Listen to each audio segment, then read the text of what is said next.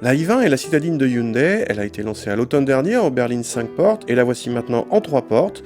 Même si Hyundai l'appelle i20 coupé, il s'agit plus d'une berline 3 portes malgré quelques centimètres de moins en hauteur, des feux arrière différents et peu de pièces de carrosserie communes avec la 5 portes. La i20 coupé reprend les mêmes motorisations que la 5 portes avec 2 essences et 2 diesel, culminante à 100 chevaux.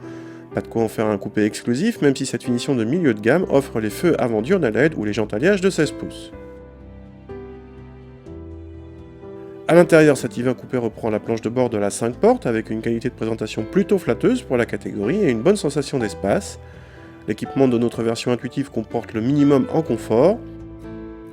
À l'arrière, l'accessibilité nécessite quelques contorsions, mais une fois installés, les passagers, s'ils ne sont que deux, bénéficient d'une bonne habitabilité pour la catégorie.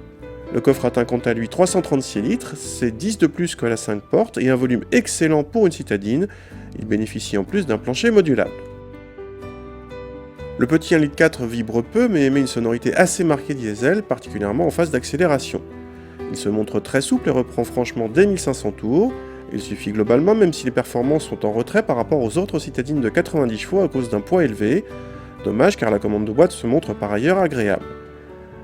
La i20 est d'ailleurs l'une des seules de la catégorie avec sa sœur la Kia Rio et la Yaris D4D à avoir 6 rapports, ce qui lui permet de baisser le régime moteur sur autoroute et d'être l'une des plus silencieuses du segment.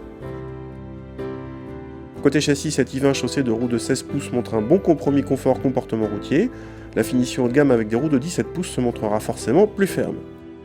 Côté budget, la i20 souffre encore de son poids en consommation et annonce 4 litres 1 de moyenne, soit 106 grammes par kilomètre de CO2. La plupart des concurrentes sont en dessous des 100 grammes, voire des 90 pour les meilleures, avec des moyennes inférieures à 3 litres 5. En tarif, cette i20 reste raisonnable et coûte le même prix que la 5 portes, quelques euros de moins n'auraient pas été de refus.